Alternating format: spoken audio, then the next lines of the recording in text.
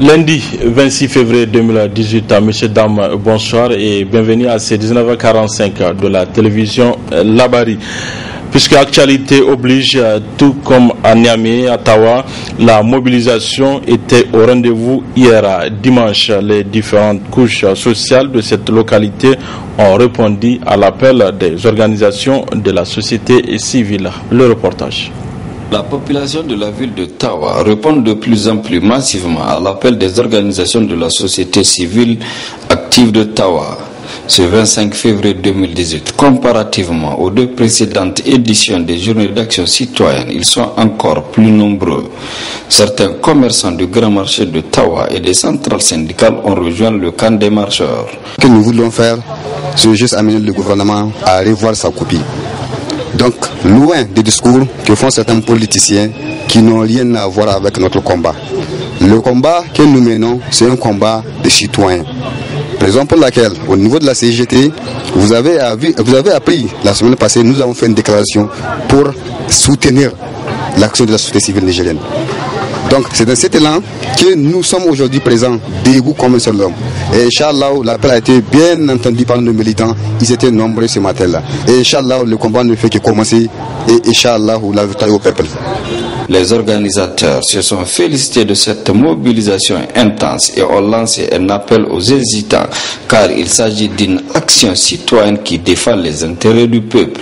Les gens ont pris conscience. Ce qui leur a été raconté, ils ont compris. Ils ont pu faire la différence entre ce qui est vérité et ce qui est en train d'être raconté en termes de baliverne. Donc je pense que c'est un esprit de grandeur et je crois que nous pouvons nous en féliciter parce que nous, ce que nous avons comme obligation en tant que citoyens, en tant qu'acteurs, c'est d'édifier cette couche qui aujourd'hui n'a pas ce niveau de compréhension, n'a pas cet esprit de se prononcer par rapport donc aux difficultés auxquelles elle est confrontée. Donc aujourd'hui, le train de vie, tout le monde le comprend. Les gens sont dans une situation où vraiment la vie est chère. Donc moi je pense que trop d'impôts, comme on l'a dit, tue l'impôt. C'est pourquoi il faut que le député revoie cette copie de loi de finances telle que les structures de la société civile ont eu à le faire en les approchant. Donc je pense qu'en faisant cela, on aura grandi parce qu'on aura écouté notre peuple et je crois que c'est important dans l'esprit de la démocratie. Il a été dit qu'on va nous interdire cette marche. Mais les textes sont plus que quiconque. La Constitution est plus que quiconque. Ce n'est pas un responsable à un niveau qui va dire qu'on va peut-être faire quelque chose de façon verbale. Non, la Constitution, c'est au respect de la Constitution que nous faisons tout. Je crois que nous nous soumettons aux normes de la Constitution et Inch'Allah, nous l'avons dit, que nous userons de tous les moyens qui sont légaux que nous confère la Constitution pour défendre cet intérêt-là. Donc il n'est pas question pour nous d'écouter X ou Y, on a dépassé ce stade. Nous avons une maturité, nous avons un niveau qui ne nous permet pas de regarder X ou Y, mais plutôt de regarder l'intérêt du pays, l'intérêt de cette population couche vulnérable qui est négligée. Vous l'avez parlé, vous l'avez dit, c'est la santé, c'est l'éducation, donc ces questions sont importantes pour nous, donc nous n'avons pas à reculer par rapport à ça. La mobilisation, elle est grandiose. Et du jour au lendemain, aujourd'hui c'est la 3e station, mais on ne fait que voir que le rang ne fait que grandir. Ça veut dire tout simplement que la population de Tawa est en train de comprendre mûrement de quoi il s'agit. Ce n'est pas de la politique. Il s'agit tout simplement d'une loi de finances qui pèse sur le citoyen lambda, qui a un coût sur le citoyen lambda. Aujourd'hui, on n'a pas besoin de faire de tapage pour que les gens comprennent cela. Déjà, ça commence à agir, surtout sur les taxes, sur les impôts. Les manifestants ont été reçus par M. Haruna Asakale, secrétaire général du gouvernorat de Tawa. Ce dernier a pris l'engagement de transmettre leur doléance à qui de droit. Dans la cité de Djarmakoye aussi, la population s'est fortement mobilisée pour exprimer son désaccord à la loi de finances 2018. Le reportage. Le peuple du peuple, le gouvernement de la 7e République. À l'instar des autres régions du pays, le collectif des organisations de la société civile regroupées au sein du cadre de concertation pour des actions citoyennes de Dosso a organisé ce dimanche 25 février 2018 une marche pacifique dans la commune urbaine de Dosso. Ils étaient des centaines de milliers à battre le pavé du rond-point des Martis en passant par le rond-point justice pour se rendre au gouvernorat. Au cours de cette gigantesque marche, les manifestants ont scandé des slogans hostiles à la loi de finances 2018 ainsi qu'à la politique gouvernementale. Au gouvernorat, les collectifs des organisations de la société civile a été reçu par le secrétaire général du gouvernorat, Assouman Amadou, et ses plus proches collaborateurs. Les organisateurs ont lu un mémorandum dont la teneur suit. Chère population de Dosso, il y a de cela pratiquement un semestre que les organisations de la société civile nigérienne mènent une lutte acharnée contre la loi des finances 2018. Impopulaire parce qu'elle ne répond vraiment pas au train de vie des Nigériens qui vit déjà dans une extrême pauvreté. La loi des finances 2018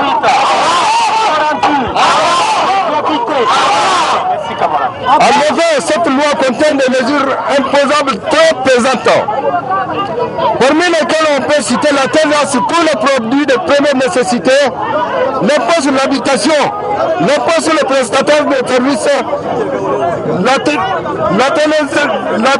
légalisation des documents qui passent de 200 à 400, les sureurs, les coupables d'œuvres sont imposés. Pas de cours ce lundi et demain mardi dans les collèges et lycées de la capitale. Ainsi, on a décidé la section lycée et collège pour cause la non prise en compte de la revendication par le gouvernement. Plus de précision avec Abdraman Salifou, il est le secrétaire général section lycée et collège. Aujourd'hui, je tiens tout simplement à rappeler et à informer l'opinion nationale et internationale que la section lycée-collège est en mouvement relativement à un certain nombre de problèmes auxquels on fait face à l'état actuel, qui d'ailleurs sont inadmissibles à notre égard et auxquels nous ne pouvons jamais consommer. Aujourd'hui, vu le climat qu'il fait, jusqu'à présent, il y a des écoles qui n'ont ni électricité ni eau. Et aussi la question des talibans qui d'ailleurs toujours reste un fardeau et qui d'ailleurs toujours ces autorités ferment les yeux par rapport au manque de talibans dans la région de Niamey. Aujourd'hui, nous ne pouvons jamais accepter qu'on nous dise jusqu'à le tactile nos camarades s'assoient à même le sol pour prendre le cours, chose auxquelles nous ne pouvons jamais fermer les yeux et nous allons créer les conditions nécessaires, voire les conditions de nos camarades soient améliorées par rapport aux situations là. Et aussi le problème des classes qui sont là en construction depuis 2013 auxquelles les autorités ont fermé les yeux. Et un point très capital qui vient à point de s'arriver sur nos problèmes aussi, qui d'ailleurs est sur les écoles privées qui ont été fermées pour non-paiement d'impôts. L'État qui devait subventionner les écoles privées, on se retrouve aujourd'hui dans des situations où on dit la DGI a fermé l'administration des écoles privées pour non-paiement d'impôts. Aujourd'hui, vous pouvez faire le tour et le constater dans les écoles.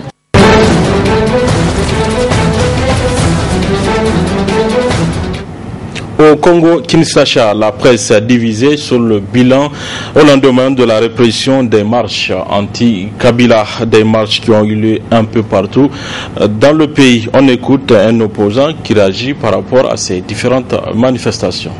Condamnons avec notre dernière énergie cette manière de réprimer les manifestants pacifiques. Le droit des manifestations est garanti par la Constitution de la République démocratique du Congo en son article 26. Nous en appelons aussi à la communauté nationale, à tous les peuples congolais, de rester sereins, de braver la peur, de comprendre que la liberté ne nous sera jamais donnée sur un plateau d'or. La liberté s'arrache. Nous devons lutter jusqu'au bout. Nous devons y aller jusqu'au bout et nous allons y aller jusqu'au bout, jusqu'aux dernières gouttes de notre sang. Un journaliste d'investigation et sa compagne assassinés au cœur de l'Europe. Le reporter slovaque Jan Kuciak, 27 ans, a été tué alors qu'il enquêtait sur les affaires de fraude fiscale et de corruption. Précision avec nos confrères de France 24. Jan Kuciak avait 27 ans, il travaillait comme journaliste d'investigation depuis 3 ans pour le site slovaque d'information Actuality.sk. Il a été retrouvé mort à son domicile dimanche, aux côtés de sa compagne. Les faits ont eu lieu dans le village de Velka Maka, à 65 km à l'est de Bratislava. La police précise que les victimes ont été tuées par balle. Pour elle, le crime ne fait pas de doute. D'après les informations disponibles, le motif le plus probable est que ce meurtre est lié au travail d'investigation du journaliste. Yann Kuciak s'était spécialisé dans les enquêtes portant sur des affaires d'évasion fiscale et de fraude touchant de hauts fonctionnaires et des hommes d'affaires. Sa dernière publication portait sur un entrepreneur immobilier connu, Marianne Kochner. L'année dernière, les liens de ce dernier avec le ministre de l'Intérieur avaient provoqué des manifestations demandant sa démission. Le Premier ministre Robert Fico parle ce lundi d'une attaque sans précédent sur la liberté d'expression et la démocratie en Slovaquie. Cet assassinat n'est pas sans évoquer le cas de Daphne Caruana Galizia, elle aussi journaliste d'investigation à Malte, est morte dans l'explosion de sa voiture en octobre dernier. En Syrie, le régime de Bachar al-Assad reste donc sous les appels répétés de l'ONU en faveur du respect du cessez-le-feu conclu il y a 2 jours. L'aviation syrienne a de nouveau bombardé la Ghouta orientale, un fief tenu par les rebelles djihadistes. Image commentée par nos confrères de France 24. Les blessés affluent toujours aussi nombreux dans cet hôpital de la Ghouta orientale. Ceux qui ont survécu racontent leur calvaire. Mon fils de 9 ans est mort, on n'a pas retrouvé sa tête. Mon corps est couvert d'éclats d'obus. Mon beau-frère, je ne sais pas où il est. Je ne sais pas s'ils l'ont enterré. Les médecins tentent de soigner un maximum de blessés, mais il manque de moyens. Nous recevons régulièrement entre 10 et 20 patients d'un coup. Le personnel est épuisé. Depuis 9 jours, nous travaillons non-stop. Il y a du sang partout dans l'hôpital et aucun endroit où évacuer les patients. Parmi les victimes, beaucoup d'enfants, parfois à peine conscients. Lundi, 14 nouveaux cas de suffocation ont été rapportés par l'OSDH. Les médecins sur place soupçonnent l'utilisation d'armes chimiques, mais le régime dément. La trêve humanitaire d'1 mois votée samedi à l'ONU n'a donc encore aucun effet sur le terrain. Les résolutions du Conseil de sécurité n'ont de sens que si elles sont effectivement appliquées. Et c'est pourquoi j'attends que cette résolution soit immédiatement appliquée et maintenue. En particulier pour que l'aide et les services humanitaires puissent être fournis immédiatement et pour évacuer les blessés les plus graves. Plusieurs responsables politiques, dont Emmanuel Macron, ont exprimé leur inquiétude. Le président français a également exhorté son homologue turc à respecter la trêve sur un autre front, celui d'Afrin, dans le nord-ouest de la Syrie. Moscou, de son côté, promet une trêve humanitaire quotidienne à partir de mardi. Voilà, messieurs, dames, c'est tout pour ces 19h45 de la télévision Labari. Merci à vous de l'avoir suivi. Au revoir.